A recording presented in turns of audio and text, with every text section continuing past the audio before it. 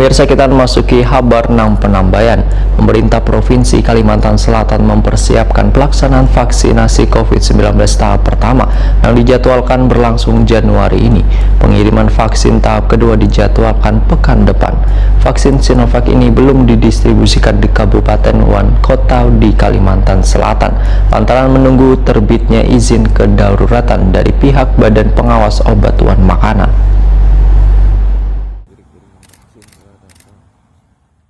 Pemerintah Provinsi Kalimantan Selatan mempersiapkan pelaksanaan vaksinasi COVID-19 tahap pertama yang dijadwalkan berlangsung Januari ini. Kepala Dinas Kesehatan Kalimantan Selatan M. Muslim Wahid Prima TV tengah hari Selasa 5 Januari 2021 mengadakan sebanyak 25.000 dosis vaksin Sinovac asal Cina yang telah tiba di Kalimantan Selatan ini merupakan distribusi vaksin tahap pertama dari total vaksin yang akan dikirim sebanyak 54.000 dosis. Pengiriman vaksin tahap kedua dijadwalkan pada pekan depan. Vaksin Sinovac yang telah tiba masih belum didistribusikan ke kabupaten dan kota di Kalimantan Selatan lantaran masih menunggu terbitnya izin kedaruratan dari pihak Badan Pengawas Obat dan Makanan BPOM. Sambil menunggu izinnya keluar, Dinas Kesehatan Kalimantan Selatan telah menyiapkan sarana prasarana di seluruh fasilitas kesehatan dan tempat laksanakannya penyuntikan vaksin. Juru bicara Satgas Penanganan COVID-19 Kalimantan Selatan ini pun menambahkan, Dinas Kesehatan Kalimantan Selatan telah merampungkan proses verifikasi mengenai jumlah penerima vaksin. Nantinya akan ada sebanyak 30.145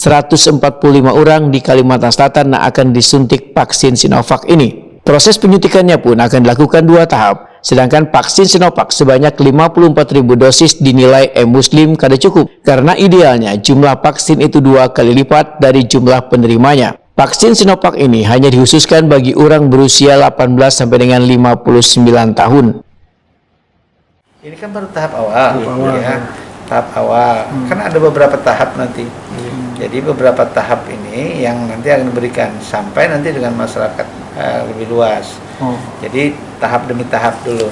Ini dengan ketersediaan vaksinnya, kemudian ketersediaan vaksin dengan profil tertentu sehingga ada kriteria-kriteria inklusi kan, kriteria inklusinya diantaranya saat ini yang sesuai dengan profil vaksinnya itu berusia 18 sampai 59 misalnya ya.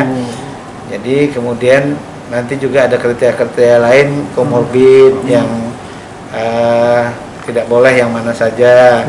Nah, yang betul-betul itu ada kriterianya nantinya ya.